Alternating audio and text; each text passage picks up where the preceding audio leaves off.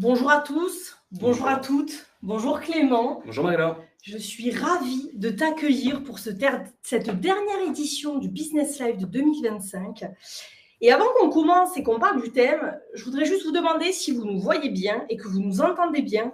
S'il vous plaît, dans le chat, un petit pouce, un OK, un oui, ça nous suffit pour entamer ces 60 minutes de bonheur ensemble.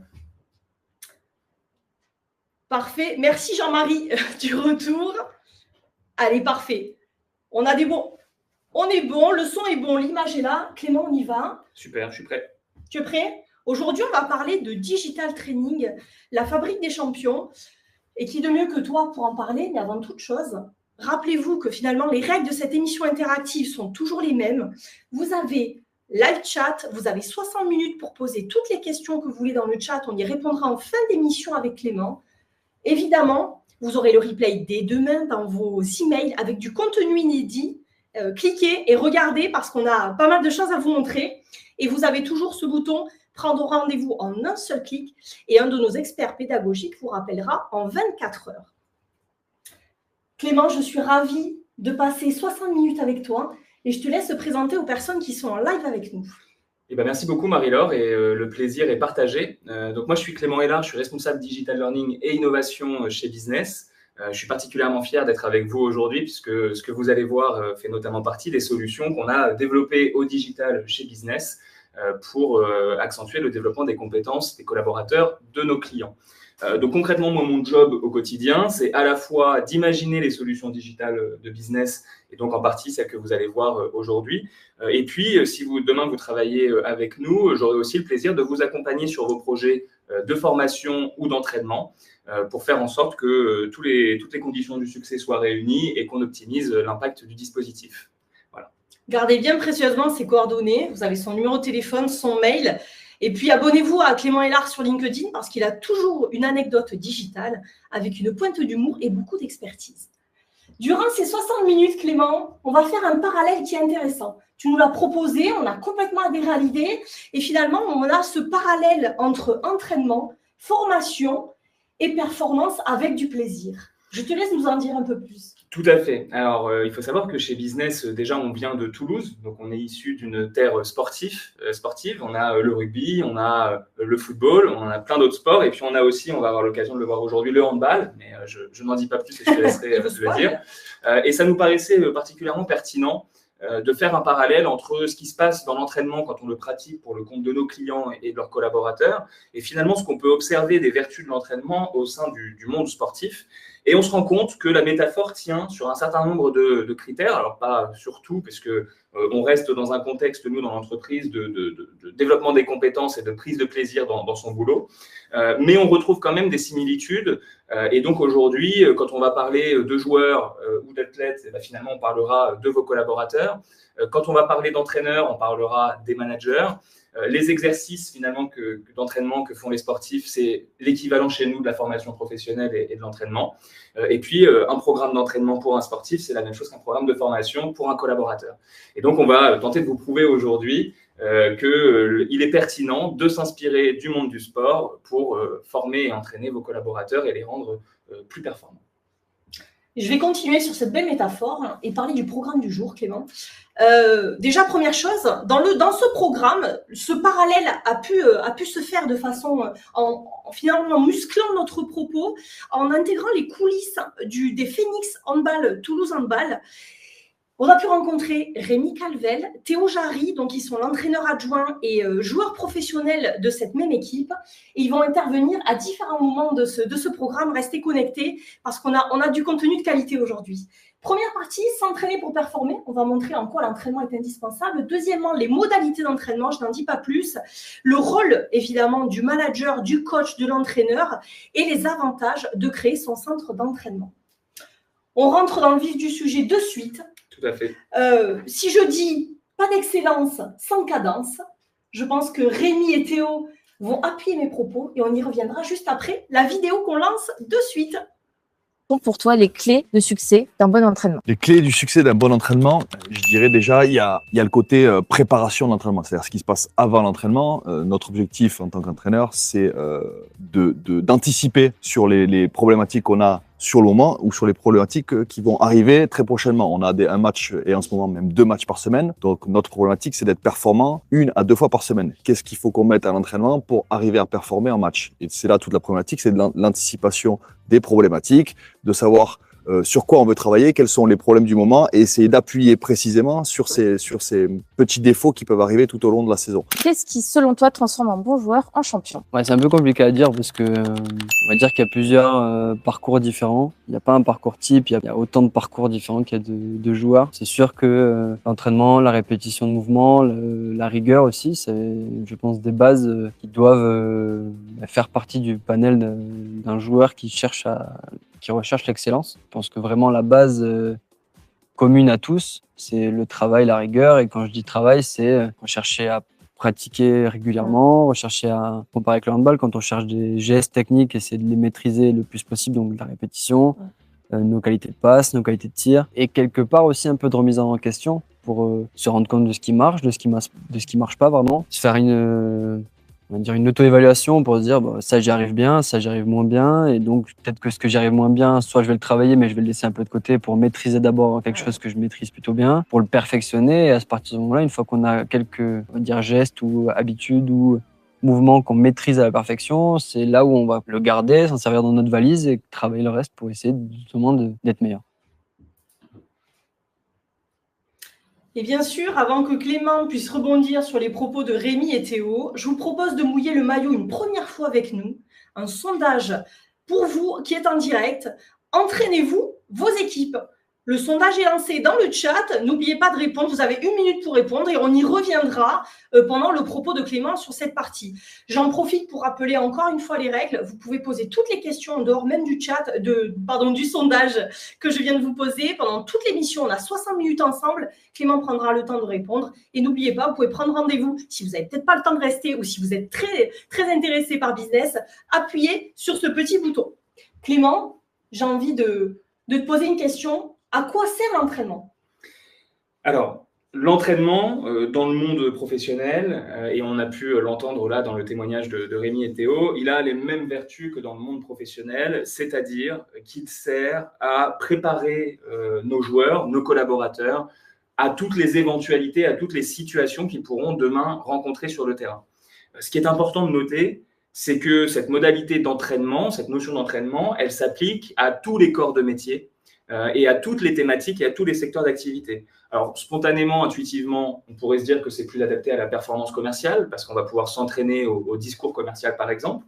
Mais on se rend compte, dans les projets qu'on déploie pour nos clients, que ce sont des modalités qui s'appliquent parfaitement aux fonctions managériales, qui s'appliquent parfaitement au travail sur les soft skills, par exemple. Et donc, on va avoir l'occasion d'en reparler un petit peu aujourd'hui. Le rôle de l'entraînement au sein de l'organisation, c'est donc de faire en sorte que vos équipes passent d'un état de passivité, parfois de douleur, parce que quand on ne les a pas entraînées correctement avant d'aller sur le terrain, elles essuient des échecs. Et quand elles essuient des échecs, elles perdent en confiance. Quelqu'un qui perd en confiance se sent moins à l'aise dans sa pratique, se sentira moins bien pour le match d'après, peut même se sentir parfois perdu dans ce qu'il a à faire. Il n'a pas les clés, il n'a pas les bonnes méthodes, les bonnes techniques pour corriger les erreurs qu'il rencontre. Et donc, ça génère de la frustration. Et de la frustration, naît la démotivation. Et je pense que vous, spectateurs qui nous regardez, vous serez d'accord avec nous que des équipes démotivées, c'est un peu le pire qui peut nous arriver et c'est dur à remonter la pente une fois qu'on en est là. La méthode business permet de transformer des équipes un petit peu passives, comme celle-ci, en véritables champions. Et les caractéristiques d'un champion, ou d'une championne d'ailleurs, c'est d'avoir de la confiance dans sa pratique et dans ses gestes métiers. De la confiance, ça s'acquiert parce qu'on l'a fait plusieurs fois.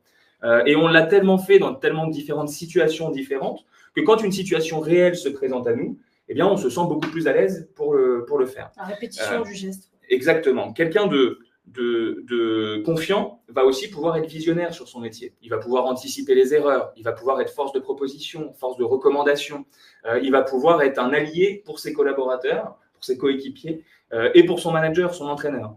Et donc tout ça, ça amène de l'engagement. Et je pense que c'est le but de toute organisation et de tout manager, d'avoir des équipes qui sont engagées dans leur métier, qui sont un peu à toute épreuve, qui savent se remettre en question, qui connaissent les gestes techniques, et qui en tout cas prennent du plaisir à faire ce qu'elles font.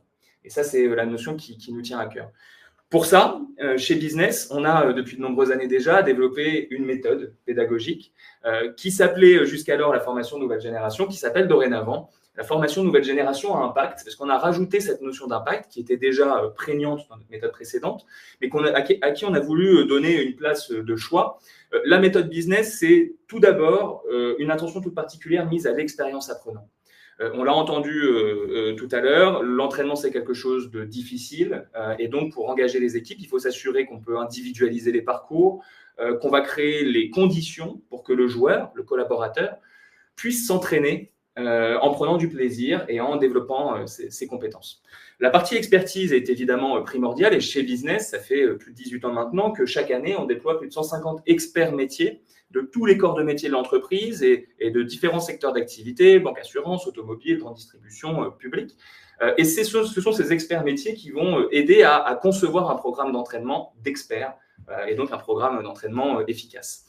Bien sûr, la notion de passage à l'action est devenue… Je me permets juste de te couper, Clément, par rapport au sondage. On parlait de passage à l'action et on a finalement autant de oui que de non sur entraînez-vous vos équipes. Bah super. Et ben, si vous entraînez déjà vos équipes, alors on va peut-être vous ouvrir un petit peu les yeux aujourd'hui sur d'autres modalités d'entraînement et d'autres parallèles. Et puis, si vous ne les entraînez pas encore, j'espère qu'on vous aura convaincu dans cette émission. Peut-être qu'on reposera la question à la fin. Du coup, tout à fait. Est-ce que vous voulez entraîner vos équipes de la nécessité de le faire. Mais voilà, en tout cas, la composante du passage à l'action est essentielle. Rien de pire qu'une formation de laquelle on sort et on n'a rien à appliquer concrètement sur le terrain. Pour nous, c'est essentiel que ça provoque des résultats métiers concrets et donc on y porte une attention toute particulière. Et comme je le disais avant et pour conclure, la notion d'impact et de plaisir est hyper importante pour nous. Tout ça ne peut se faire qu'avec le consentement des collaborateurs, qu'avec leur participation volontaire à cet entraînement, qu'avec la nécessité qu'ils sachent ce que ça va leur apporter et qu'ils aient envie d'y aller avec nous. Et c'est un peu cette intelligence collective et cette motivation collective qui est aussi une des clés du succès. Merci Clément. Effectivement, l'entraînement, on vient de le dire, c'est indispensable pour développer les compétences. Mais comment on s'entraîne? Concrètement, comment on fait?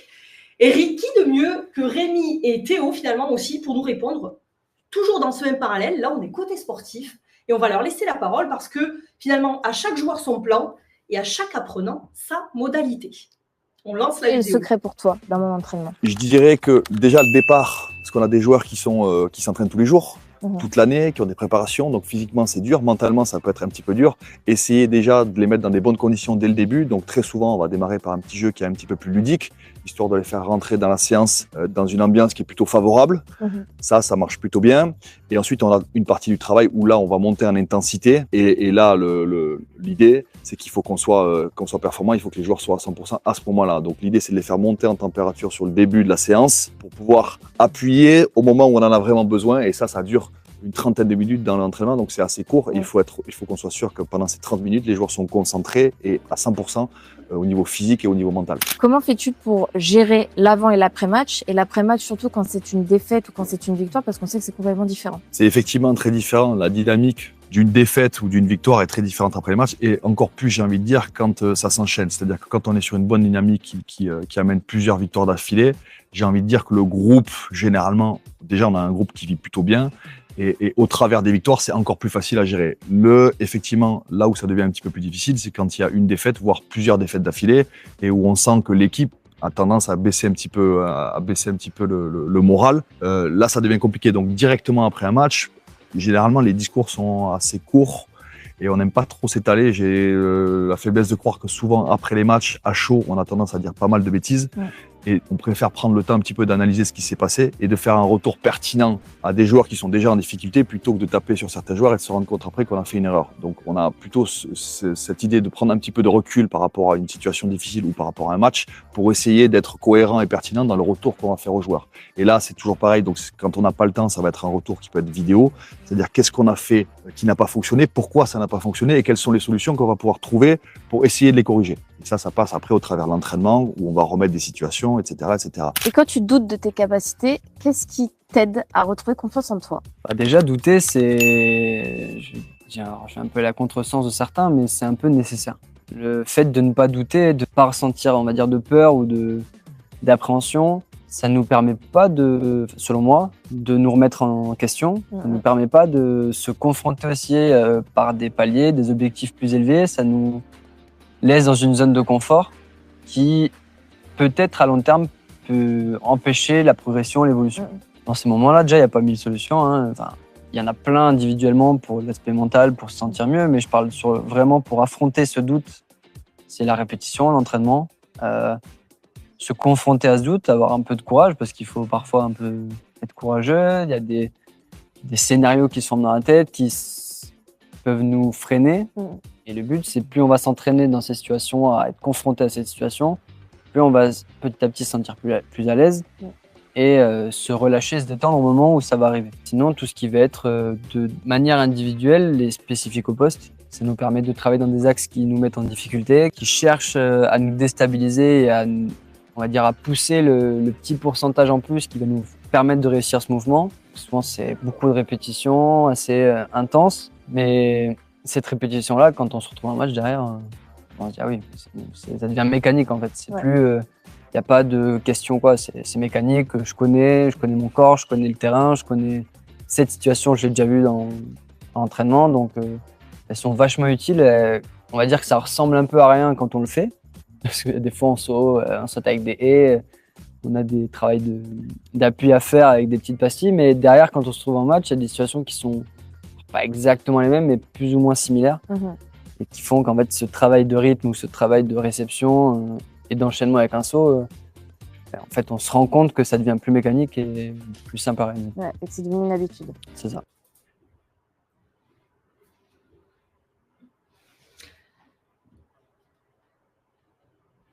Merci Rémi, merci Théo.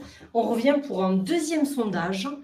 Avant la réponse de Clément, je vais encore vous poser une question à vous qui êtes en live. Je vois qu'il y en a aussi qui nous rejoignent au fur et à mesure. N'oubliez pas, vous pouvez poser toutes vos questions, même si vous avez loupé les premières minutes. Clément y répondra en fin d'émission. Est-ce que vous êtes plutôt entraînement individuel ou collectif? Vous avez 1 minute pour répondre dans le chat et comme tout à l'heure, on y reviendra pendant ton propos, Clément. Et puis Clément, il va jouer le même jeu que vous. Je vais te demander, chez Business, est-ce qu'on est nous en plutôt entraînement individuel ou collectif? Eh ben, une fois n'est pas coutume, Marie-Laure, je vais te faire une réponse de Normand. Ah, merci Clément. Un peu des deux. Voilà, un peu des deux, mon capitaine. En fait, on part toujours d'un postulat chez Business qui est sensiblement le même que ce que Théo et Rémi viennent de nous exposer. Le premier postulat, c'est l'exercice d'entraînement, c'est un exercice difficile. Ça nécessite une remise en question du collaborateur. Ça nécessite de travailler, de répéter des mêmes gestes jusqu'à temps qu'on les maîtrise et qu'on les perfectionne. Et ça, pour nous, la condition pour que ça se passe dans la meilleure manière qui soit, c'est que l'apprenant, le collaborateur, il prenne du plaisir, il voit son intérêt. Pour ça, et un peu à la manière de ce que nous expliquait Rémi, généralement, on commence par des modalités plus ludopédagogiques, plus simples, qui sont ce qu'on appelle communément des icebreakers en formation, et qui permettent de mettre les apprenants et les collaborateurs en selle, de commencer à s'entraîner, de commencer à s'échauffer, afin d'éviter le claquage, si on garde la métaphore du sport.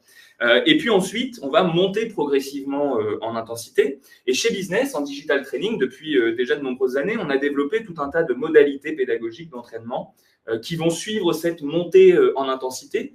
2 modalités d'entraînement plus simples, où l'apprenant va avoir à travailler un geste spécifique, aux modalités les plus complexes dans lesquelles c'est un peu les conditions du match. Il va être dans une situation réaliste et il va devoir pratiquer son art afin de voir sa performance. On a dans les 2 premières modalités dont je parle, Smart Sequence et Smart Practice, qu'on déploie déjà depuis de nombreuses années chez nos clients. Que ce soit des clients du secteur automobile qui vont entraîner à la performance commerciale, par exemple, ou des clients du public qui vont entraîner à la relation usagée, à la gestion des conflits. Ça peut être des sujets de diversité d'inclusion, ça peut être de l'entretien de recrutement, etc.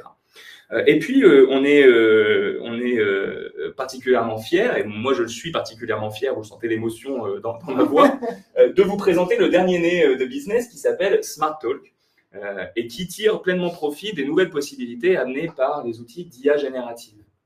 Concrètement, cet outil, il a plusieurs vertus. Déjà, c'est le premier outil qui nous permet, sans avoir de coach, de manager, de réaliser un entraînement dans les conditions du réel. concrètement, vous pouvez réaliser des matchs privés pour vos apprenants, une safe place, un endroit sécurisé dans lequel ils sont tout seuls, ils vont pouvoir s'entraîner face à la machine, sans personne pour les juger. Et donc, on va pouvoir avoir des conditions réelles. L'IA générative a aussi cette vertu d'analyser finement la qualité du discours, aussi bien d'un point de vue quantitatif, puisque ça permet de comprendre est-ce que j'ai parlé trop par rapport à mon interlocuteur, combien de questions ouvertes j'ai posées, combien de questions fermées j'ai pu poser, mais aussi d'un point de vue qualitatif. Est-ce que j'ai utilisé les bons verbatims? Est-ce que j'ai des mots qui polluent mon argumentaire?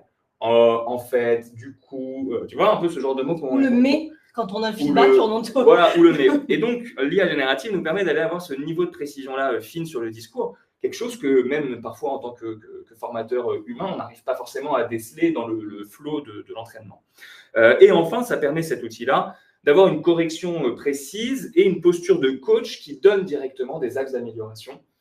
Et ça, c'est un outil hyper puissant à mettre dans les mains demain des managers, des formateurs terrain, qui vont pouvoir s'appuyer sur ces résultats pour faire un accompagnement individuel, cette fois-ci, spécifique sur les choses que ce collaborateur a travaillé. Une petite conclusion Tout à sur fait. Spartan, Clément? Ouais, c'est ce que j'allais te proposer. Comme vous avez pu le voir, en tout cas, sur l'expérience de simulation, comme je vous le disais, on arrive à reproduire les conditions du réel. Donc là, j'avais vraiment l'impression d'avoir Tom en face de moi et à qui je devais faire un entretien de feedback correctif. Et ça, ce type de modalité-là, on la déploie sur différents sujets, comme je disais tout à l'heure, sur de la performance commerciale, avec des entretiens de vente, par exemple. Ça peut être un entretien de recrutement, ça peut être pour s'assurer des enjeux de diversité et d'inclusion de l'entreprise, sur de la relation usagée ou sur tout autre sujet dans lequel on va devoir reproduire une interaction entre deux individus, deux personnages, dans laquelle l'apprenant va jouer son propre rôle et va devoir, en suivant une méthode, mener un entretien avec un interlocuteur, que ce soit un client, un collaborateur ou autre. Et juste pour terminer là-dessus, on n'en est qu'au début finalement de ce que l'IA générative nous permet de faire grâce à ça. Ce que vous avez pu voir en moitié de démonstration, c'est un prototype qu'on a réalisé pour notre propre compte. Mais aujourd'hui, on en déploie des dizaines, beaucoup plus complets que celui-ci chez nos clients. Bon, évidemment, c'est confidentiel, donc on ne peut pas vous les montrer aujourd'hui. Mais on en déploie énormément. Ce qu'il faut noter, c'est que ce n'est pas le Pérou, cette modalité-là, elle n'a pas vocation à remplacer toutes les autres, au même titre que dans un entraînement sportif, les conditions de match n'ont pas vocation à remplacer tous les exercices individuels. Et donc, cette modalité vient compléter notre palette d'outils qui nous permettent, comme on le disait tout à l'heure, de proposer des programmes d'entraînement toujours plus pertinents et toujours plus adaptés. On a vu que l'entraînement était indispensable, on a vu ce qu'il fallait, les ingrédients qu'il fallait y mettre, mais finalement, une équipe sans entraîneur, c'est pas vraiment une équipe, elle peut pas aller en match, elle peut pas performer comme elle veut. Donc, on va parler du rôle du manager et de l'entraîneur. Et effectivement, vous montrez par Rémi et Théo, et surtout Rémi pour le coup, qu'une victoire, ça se construit bien avant un entraînement. Et qui de mieux que Rémi pour nous en parler? On lance la vidéo. Alors Rémi, du coup, comment fais-tu pour motiver ton équipe quand on sait que l'entraînement, ça demande de l'effort, ça demande aussi de l'énergie et ça demande du temps? Il y a plusieurs petits trucs. Déjà, il y a individuellement, on sait tous les joueurs sont différents et réagissent d'une manière différente à des stimulations qu'on peut leur mettre. Il y a des joueurs qui ont besoin qu'on les bouge, oralement, physiquement, qui ont besoin d'être un petit peu bousculés pour se remettre un petit peu en question. Et il y a des joueurs qu'il va falloir plutôt accompagner. C'est-à-dire qu'il va falloir être beaucoup plus protecteur, les encourager, les motiver. Donc ça, c'est plutôt individuellement. Collectivement, c'est très difficile et c'est là où on a le plus de difficultés. C'est match après match. On joue beaucoup de matchs dans l'année. La saison dernière, on a joué 44 matchs. Et avoir un discours motivant à chaque match, c'est très compliqué. Donc, il faut essayer de se renouveler, il faut essayer de trouver des leviers qui sont différents sur des matchs peut-être où on est favori et il va falloir éviter l'erreur, le contretemps d'une saison où on perd des points sur des matchs qu'on ne doit pas perdre.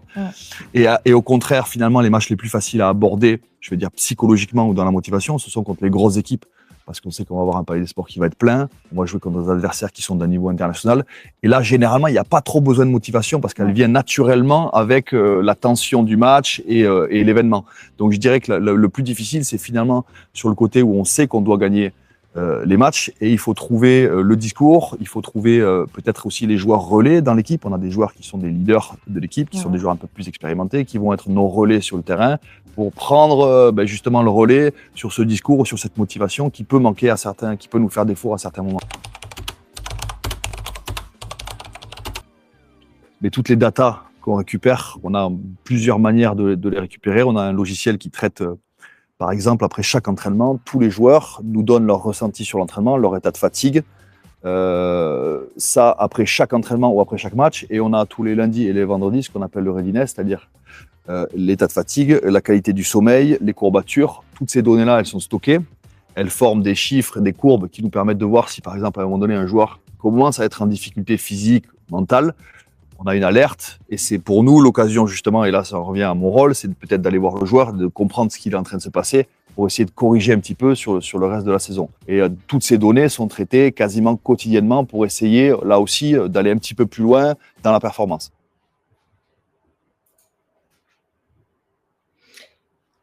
Je vous propose un dernier sondage. Le dernier sondage de cette émission, avant de passer à la dernière partie. Vos managers sont-ils de bons entraîneurs? 1 minute dans le chat et on revient sur vos résultats avec Clément. Clément, moi j'ai envie de te poser une question. Comment on passe d'un bon manager à un bon entraîneur? C'est une super question et ça fait partie intégrante des convictions qu'on a chez Business. On parlait tout à l'heure de la formation nouvelle génération à impact. Il y a le passage à l'action à l'intérieur de nos piliers fondateurs. Et le passage à l'action, on est convaincu chez Business depuis toujours que le meilleur relais pour le permettre, c'est le manager de terrain, le manager de proximité, parce que ce manager, finalement, il a la même fonction au sein de son équipe qu'un entraîneur là au sein d'une équipe sportive. Déjà, c'est le manager qui connaît ses équipes mieux que personne. C'est lui qui en est le plus proche. C'est au manager, comme à l'entraîneur, de définir les programmes d'entraînement, de fixer des objectifs pour accompagner la recherche de résultats et de performances. C'est aussi le manager qui, au sein de son équipe, va être en mesure de détecter les potentiels, de détecter les talents et donc d'agir en conséquence. C'est lui qui va pouvoir individualiser l'entraînement, mais qui va aussi pouvoir voir la stratégie et la tactique de son équipe au global pour avoir de meilleurs résultats. Finalement, l'entraîneur, c'est un peu le 11e homme. On n'imaginerait pas, le 12e homme d'ailleurs si on parle de foot, on n'imaginerait pas envoyer le 15 de France jouer contre les All Blacks sans les avoir mis avec un entraîneur avant pour les préparer. On n'imaginerait pas envoyer l'équipe de France à la Coupe du Monde s'il n'y a pas derrière Didier Deschamps qui les amène à Clairefontaine pour les mettre en condition. Donc l'entraîneur, le manager, c'est pour nous la pièce essentielle, le maillon essentiel de la recherche du succès et de la réussite dans ce programme d'entraînement. Mais le manager doit aussi être outillé. Rémi nous parlait tout à l'heure de data notamment et de KPIs. Et donc, c'est important d'outiller le manager pour qu'il puisse réaliser sa mission.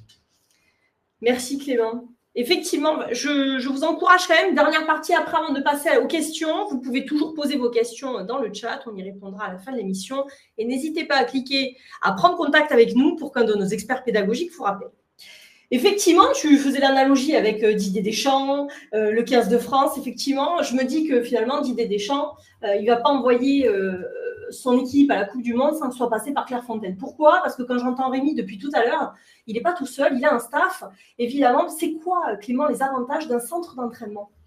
Tout à fait. C'est un peu là la différence avec le sport. Finalement, le monde du sport, c'est que comme on l'a entendu, Rémi bénéficie de tout un écosystème, de tout un tas d'équipes, de préparateurs sportifs, de médecins, etc. pour l'aider dans son job. Le manager, il a un peu moins d'outils finalement pour pouvoir faire ça. Il a bien sûr ce que son entreprise lui permet d'avoir comme outil métier. Mais en termes d'entraînement, il a besoin, le manager, d'avoir accès à des choses très, très spécifiques. Déjà, il a besoin de pouvoir assez facilement individualiser les programmes d'entraînement. Or, un manager, il a d'autres choses à faire que d'entraîner ses équipes aussi au quotidien. Et donc, c'est difficile parfois d'individualiser. Et un centre d'entraînement peut permettre d'automatiser cette individualisation. Il a besoin aussi, l'entraîneur, de voir comment son équipe fonctionne ensemble, permettre des entraînements collectifs, de permettre que les joueurs se progressent ensemble. Et pour ça, il doit aussi y être facilité. Bien sûr, autour de cet entraînement, et on a de cesse de le dire depuis tout à l'heure, l'entraînement c'est difficile, il faut y prendre du plaisir, donc il faut des modalités d'engagement. Il faut garder les gens à bord, il faut garder les gens motivés dans ce processus. Et donc, le manager joue ce rôle, mais il peut bénéficier à côté d'autres, je dirais, fonctionnalités, structures qui permettent d'engager les joueurs. Et puis, voilà, Rémi l'a dit, il y a des KPIs à suivre, il y a des indicateurs de succès. il faut des graphiques, il faut suivre ces graphiques-là et donc on doit avoir de la data. Et c'est pour ça que chez Business… Juste, peut-être avant, excuse-moi Clément de te couper, oh, tu as raison de me couper. Mais finalement, sur le 3e sondage, tous les répondants ont dit « Je pense que mes managers méritent encore de s'entraîner ». Et j'aimerais juste leur poser une question. Est-ce que vous pouvez mettre dans le chat, ceux qui ont répondu à cette question en disant que ça méritait encore un peu d'entraînement, si finalement le propos de Clément répond à vos attentes en termes d'entraînement. S'il vous plaît, ce serait intéressant que vous puissiez répondre avant la partie question. Je te laisse du coup continuer, Clément. Tout à fait. Mais on le remarque, ce qu'exprime ce sondage, finalement, on le remarque chez beaucoup de nos clients. Et la fonction managériale, on n'a de cesse de le dire aussi, et ça a été le cas, je crois, d'un webinaire qu'on a fait avec Christine sur le sujet du management. La fonction managériale, elle est un peu difficile à vivre en ce moment. Et donc, c'est pour ça qu'on a à cœur, nous, chez Business, puisqu'on croit en le fait que le manager est un maillon essentiel, on a à cœur chez Business d'outiller le manager de la meilleure des manières pour qu'il puisse faire ça très facilement. Et donc, on a créé chez Business un système de plateforme centre d'entraînement dédié à ça, qui s'appelle Pulse, et qu'on a déjà déployé chez beaucoup de nos clients, que ce soit du secteur automobile ou du secteur bancaire, du secteur hospitalier aussi ou autre. Et donc, c'est un centre d'entraînement qui va donner et aux apprenants et aux managers tout un tas d'outils pour favoriser la montée en compétences. Déjà, la première caractéristique, c'est qu'un centre d'entraînement, il doit être à vos couleurs. Alors là, on parle vraiment d'une plateforme centre d'entraînement, pas d'une plateforme LMS qui peut coexister à côté et qui a d'autres vocations. Plateforme centre d'entraînement, c'est un peu le bootcamp, c'est le Clairefontaine, c'est un peu le Clairefontaine de votre organisation. Et quand vous arrivez à Clairefontaine, il y a écrit Fédération française de football, il n'y a pas écrit autre chose. Et donc là, c'est pareil, il faut que vous arriviez à diffuser votre branding à travers cette modalité d'entraînement. Ensuite, cette plateforme, elle va permettre de faire de l'adaptive learning. On a un algorithme de recommandation qui va continuellement analyser le niveau des apprenants sur la plateforme à partir d'un référentiel de compétences et proposer les bonnes modalités d'entraînement adaptées. Est-ce que c'est de la modalité individuelle? Est-ce que c'est travailler du micro-geste? Est-ce que c'est travailler de la condition réelle en match? Et donc, ça va brasser tout ça à partir d'un algorithme pour optimiser la montée en compétences. Bien sûr, comme je le disais, il faut du plaisir. Et donc, pour ça, on a mis en place de la ludopédagogie, de la gamification. Donc, vous arrivez sur cette plateforme centre d'entraînement, vous êtes niveau 1, et puis au fur et à mesure que vous allez vous entraîner, vous allez monter en niveau, un peu à la manière d'un jeu vidéo, et vous allez voir vos compétences évoluer. Vous allez voir matériellement votre progrès se faire, et vous allez être continuellement engagé à continuer de progresser et de travailler. Des modalités de mise en relation entre les apprenants pour qu'ils puissent ou se challenger sur des sujets ou alors collaborer ensemble et donc apprendre les uns des autres.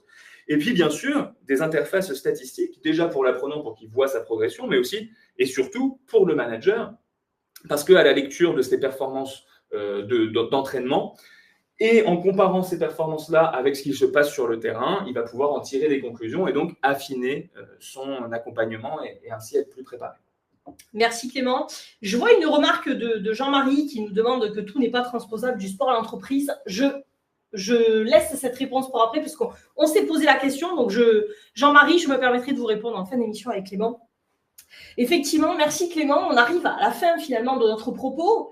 Et puis le propos est clair, mais j'aimerais que finalement on puisse conclure brièvement sur le digital training au global et sur les différentes parties qu'on a vues. Avant de passer aux questions, n'hésitez pas, posez vos questions dans le chat. On y arrive très vite.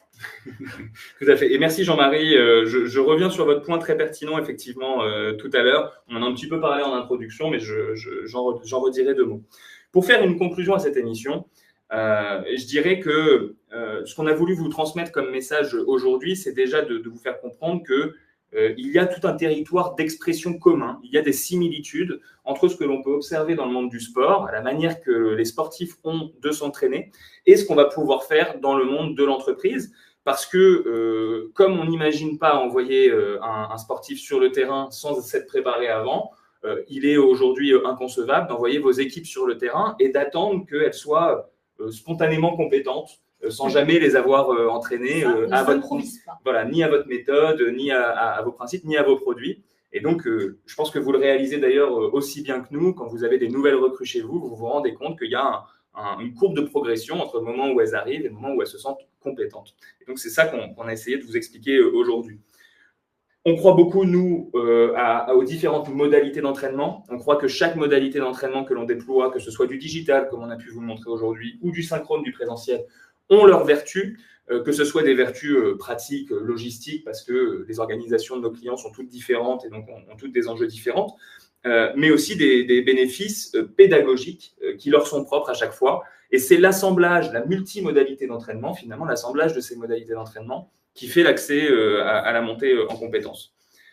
Le manager dans tout ça, c'est le chef d'orchestre, c'est l'entraîneur, c'est lui qui va pouvoir accompagner ses équipes sur le terrain, faire en sorte que les objectifs soient fixés, soient réalisables, d'accompagner chaque sensibilité, chaque particularité de ses collaborateurs, parce que chaque collaborateur est différent et donc doit pouvoir avoir un accompagnement dédié. Et puis, à la Rolls-Royce un petit peu de tout ça, c'est d'avoir son propre centre d'entraînement. Alors, ça commence assez simplement, finalement, avoir son centre d'entraînement, c'est déjà en avoir conscience et se dire par où je commence, quels sont les sujets principaux par lesquels je dois commencer à former mes équipes, jusqu'à ce qu'on a pu vous montrer ici, à savoir le Clairefontaine de votre entreprise, qui va permettre tout au long de l'année, et en fonction des profils que vous avez, des nouveaux arrivants ou des joueurs plus expérimentés, d'avoir toujours le bon accompagnement et le bon élément de motivation en face, avec des équipes managériales ou de décisionnaires qui ont accès à de la data et donc qui peuvent voir l'impact que ça a. On est convaincu, en tout cas chez Business, que l'entraînement, et notamment l'entraînement en digital, comme on a pu vous le présenter aujourd'hui, c'est la clé pour demain transformer vos équipes en véritables champions. Je suis entièrement d'accord avec toi, Clément. Merci pour ce propos, c'était hyper clair. Merci. J'espère que vous avez appris autant de choses que moi en le préparant qu'en direct. Et avant de passer aux questions, j'aimerais remercier Rémi, Théo et l'équipe des Phoenix pour nous avoir permis en fait de pouvoir les interviewer parce que le temps est précieux pour eux. Ils ont 2 matchs par semaine. Vous l'entendiez peut-être dans les interviews. Merci à vous. Merci du temps que vous avez accordé. Merci de nous avoir permis de faire notre promotion au Palais des Sports. Et puis on va continuer. On y est aux questions. Et puis, j'aimerais qu'on commence par Jean-Marie. Moi, j'ai une question. Il y a une question de Karine, très intéressante dans le chat. Mais avant de te la poser, j'aimerais parce que c'est une question qu'on s'est posée quand on a préparé l'émission. Est-ce que il te dit excellent Clément, mais faire attention, tout n'est pas transposable du sport à l'entreprise. Tout à fait. Et je suis parfaitement d'accord avec Jean-Marie. D'ailleurs, on a eu l'occasion de le dire un petit peu en introduction du sujet et je crois avoir eu l'occasion aussi de le rappeler à différents niveaux. Il y a tout un territoire d'expression commun avec le monde du sport, entre ce qu'on fait nous en termes de formation et d'entraînement et ce que les sportifs font. Il y a aussi tout un tas de choses qui ne sont pas du tout applicables à ça. On parle quand même de joueurs en face de nous, dont le métier est d'être sportif, qui ont 2 matchs par semaine, etc. Ce n'est pas exactement les mêmes conditions que ce que nous on fait. Et puis surtout, il y a une composante essentielle. Un sportif, c'est quelqu'un qui généralement fait son métier par passion. C'est pour ça qu'il est devenu sportif de haut niveau. Et même si nos collaborateurs en entreprise sont parfois des gens passionnés, la question, c'est comment on va adresser la généralité des collaborateurs. Et tous ne sont pas passionnés par le sujet, ils ont d'autres passions et ils ont bien raison. Et donc, le sujet chez nous, c'est de se dire que pour être épanoui dans son travail, il faut y prendre du plaisir. Et pour y prendre du plaisir, il faut être performant dans ce qu'on fait. Si on est constamment dans la douleur, dans le fait de ne pas se sentir capable, alors on ne prend pas de plaisir. Et puis, on va aller chercher le bonheur ailleurs le jour où on en aura l'occasion. Et puis de surcroît, nous on parle beaucoup à des clients grands comptes. Nos clients grands comptes ont besoin que leurs équipes soient compétentes, qu'elles remplissent des objectifs métiers, parce que la formation, c'est jamais accessoire, c'est jamais annexe, c'est toujours un levier stratégique pour l'entreprise pour augmenter ses performances. Donc la notion pour nous dans l'entraînement de plaisir, de développement personnel, d'accompagnement, c'est partie intégrante de tout ce que l'on met en place, parce que pour nous, le cœur du sujet, c'est le collaborateur qui doit devenir compétent et prendre du plaisir dans son boulot. Merci Clément. Une question de Karine qui nous dit « Clément, vous m'avez convaincu, mais on commence par quoi et par où ?» Alors, c'est une très bonne question. Merci déjà Karine pour ce mot. Par où on commence? Alors, c'est très simple. On va commencer déjà par analyser votre organisation. Comme on le disait tout à l'heure, chaque organisation a ses enjeux spécifiques, sa logistique spécifique, ses réalités métiers qui lui sont propres. Et donc, notre expertise business depuis 18 ans, et c'est d'ailleurs pour ça qu'on est encore là aujourd'hui et que nos clients nous font confiance et qu'on bosse avec la majorité des grands comptes, c'est qu'on a un rôle de conseil, on a une expertise métier forte. Et donc, avant de vous proposer quoi que ce soit, on va d'abord analyser la situation que vous avez en face de vous et les enjeux auxquels vous voulez répondre. Et puis, business, on se positionne comme un global player. Ce que vous avez vu aujourd'hui, ce sont des modalités de digital training. On a d'autres modalités, digital learning, on a du synchrone, on a du présentiel, on a de l'entraînement avec un formateur qui vient, un coach qui vient vous entraîner sur le terrain. Et si on a toutes ces modalités, c'est justement pour être en mesure de pouvoir choisir les bonnes au bon moment pour les enjeux de nos clients. Notre objectif ici, il n'est pas de vous vendre ce que vous avez vu à l'écran Smart Talk. Il est de vous faire prendre conscience que l'entraînement est important au sein de votre organisation et qu'on peut commencer petit. Nous, on croit beaucoup, comme le disait tout à l'heure Rémi, à la montée crescendo. Donc, on peut commencer déjà par entraîner sur des sujets un peu généraux et génériques, c'est ce que je voulais dire. Et puis, progressivement, compléter l'offre jusqu'à créer le grand centre d'entraînement. En tout cas, il y en a dans notre offre pour toutes les situations, pour toutes les organisations, peu importe le nombre d'apprenants que vous avez, peu importe le budget d'ailleurs que vous avez aussi, on a différents niveaux d'accompagnement sur ces sujets. Ça commence toujours par de la co-construction avec nous et notre apport d'expertise sur votre situation. Et moi j'en ai une, quelle est la meilleure modalité d'entraînement, Clément?